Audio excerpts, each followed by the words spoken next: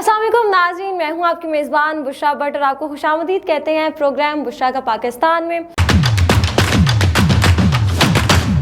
नाज़रीन, कुछ 3 से 4 आज अहम खबरें हैं जो आपके साथ शेयर करेंगे। उनमें सबसे पहले जिस तरह की पाकिस्तानी सियासत चल रही है, पाकिस्तान में सियासत की सरगर्मियां जो हैं चल रही हैं, उस हवाले से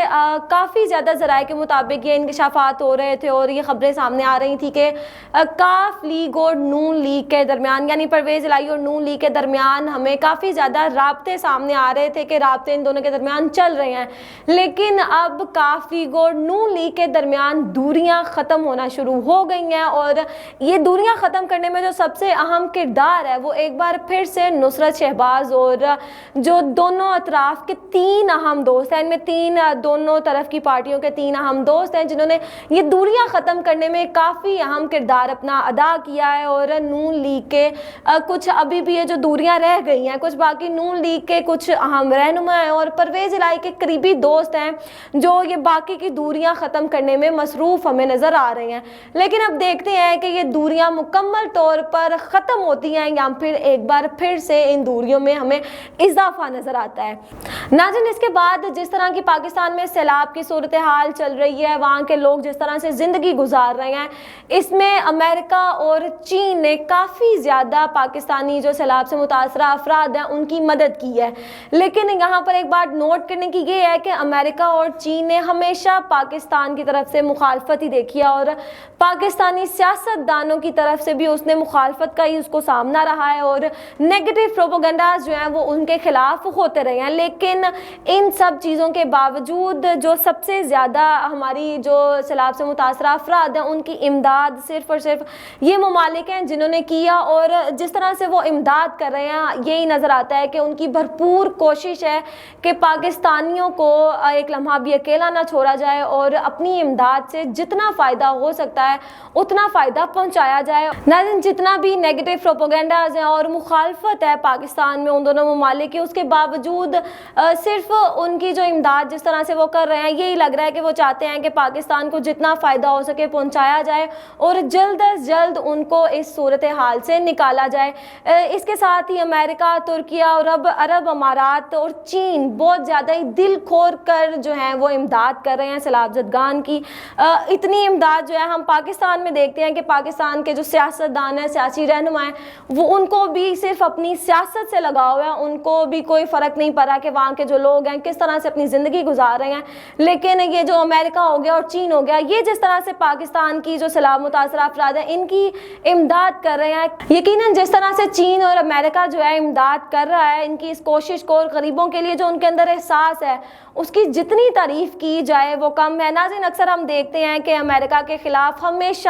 हमेशा से ही हमें मुखालफत देखने में आती है और मुखालिफ कैंपेन्स ही नज़र आती हैं। लेकिन जब भी किसी मुल्क में कोई भी परेशानी आती है या आफत आती है या किसी भी मुल्क को कोई भी परेशानी का सामना होता है तो सबसे पहले वो अमेरिका की तरफ अपनी नज़रें दोहराता है और यही कहता है कि अमेरिका से ही मदद मांगता है और अमेरिका भी ऐसा मुल्क है जो हमेशा सबसे पहले उनकी मदद को आता है। नाज़रीन, इसके बाद एक तरफ ये ममालिक हैं जो पाकिस्तान की जो सैलाब मुतासरा लोग हैं उनकी इमदाद कर रहे हैं, तो वहीं पर दूसरी जानिब हमारे सियासतदान हैं जिनको सिर्फ और सिर्फ अपनी सियासत से लेना देना है, उनको अपनी जो है कुर्सी है उसको बचाना है और वो इस वक्त मसरूफ़ हैं। तो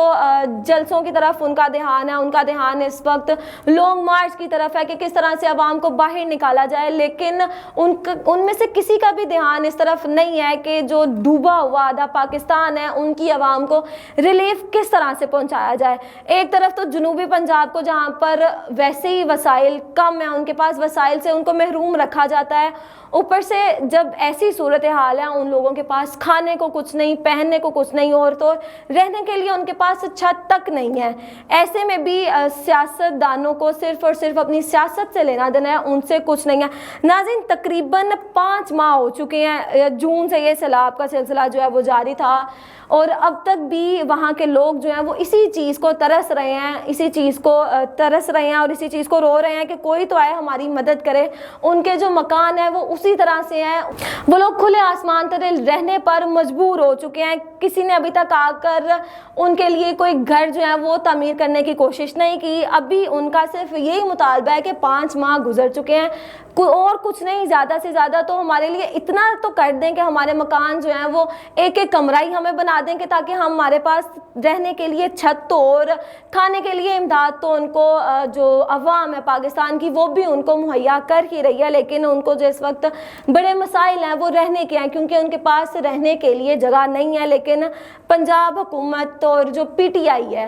وہ ریلیف پہنچانے میں تقریباً پوری طرح ہمیں جو ہے ناکام نظر آتی ہیں. ہمیں نہیں نظر آتا کہ وہ کسی طرح بھی ان کو ریلیف پہنچا رہی ہیں. لیکن اب آگے دیکھنا ہے کہ ریلیف ان کو آگے پہنچانے کا سوچتی ہیں. شاید ان کے دل میں یہ رحم آ جائے کہ یہ جو ڈوبا ہوا جنوبی پنجاب ہے وہ بھی انہی کا ہے اور ان عوام کو بھی انہوں نے ہی دیکھنا ہے, تو شاید وہ کچھ ریلیف ان کو پہنچانے کا سوچیں. لیکن یہ تو اب آنے والا وقت بتائے گا ان کو ریلیف ملتا ہے یا پھر مزید مکمل طور پر ناکامی کا سامنا ہی ان کو کرنا پڑتا ہے. ناظرین, اس کے بعد جس طرح سیاسی صورتحال ہے, سیاست میں اتار چڑھاؤ بھی دیکھنے کو مل رہے ہیں. ایسے میں جو پنجاب میں PTI کے وزراء ہیں انہوں نے پارٹی کے خلاف استعفیٰ دینے کے لیے فیصلہ جو ہے وہ کر لیا ہے. اور جو سب سے پہلے جنہوں نے فیصلہ کیا ہے کہ بھئی میں استعفیٰ دینے کے لیے تیار ہوں, ان میں جو ہمارے وزیر معدنیات ہیں پنجاب کے لطیف نذیر گجر صاحب, انہوں نے مستعفی ہونے کا فیصلہ کر لیا. انہوں نے کہا ہے میں مزید اس پارٹی کے ساتھ اب کام نہیں کرنا چاہتا, میں استعفیٰ دینا چاہتا ہوں.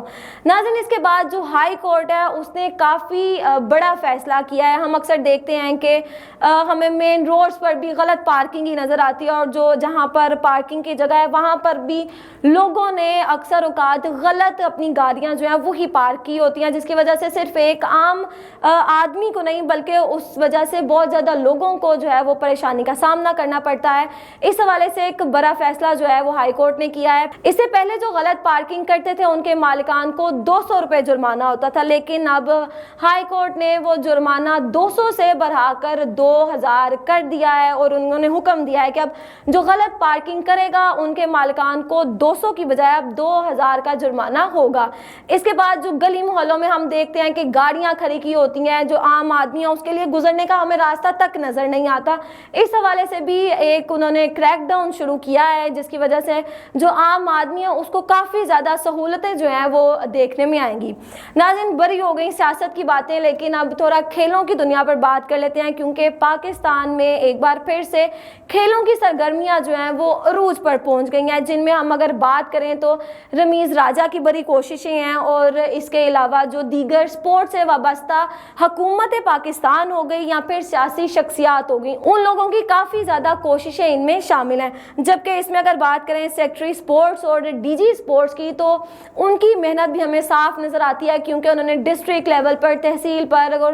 کالجز اور یونیورسٹی اسکول لیول پر بھی کھیلوں کو جو ہے وہ پروموٹ کیا. اور یہ قابل تحسین عمل ہے, کیونکہ جب وہ کھیلوں کو پروموٹ کریں گے, جو ہمارا آنے والی نئی نسل ہے, ینگ جنریشن ہے, ہماری جو یوتھ ہے, ان کا ٹیلنٹ کھل کر سامنے آئے گا اور ان کو بھی موقع ملے گا اپنے وطن کے لیے, پاکستان کے لیے کھیلنے کا. تمام کھیل جو ہیں ان کو پروموٹ کیا جا رہا ہے, تو یہ ہمارے آنے والی نسل کے لیے کافی ایک قابل تحسین عمل ہے جو حکومت پاکستان کر رہی ہے, کیونکہ نوجوان نسل ویسے بھی کھیلوں سے زیادہ وابستہ ہوتی ہے, تو ایسے میں ان کا ٹیلنٹ جو ہے وہ کھل کر سامنے آئے گا. اسی کے ساتھ مجھے دیں اجازت, آپ سے ملیں گے نئی پروگرام کے ساتھ. اللہ حافظ.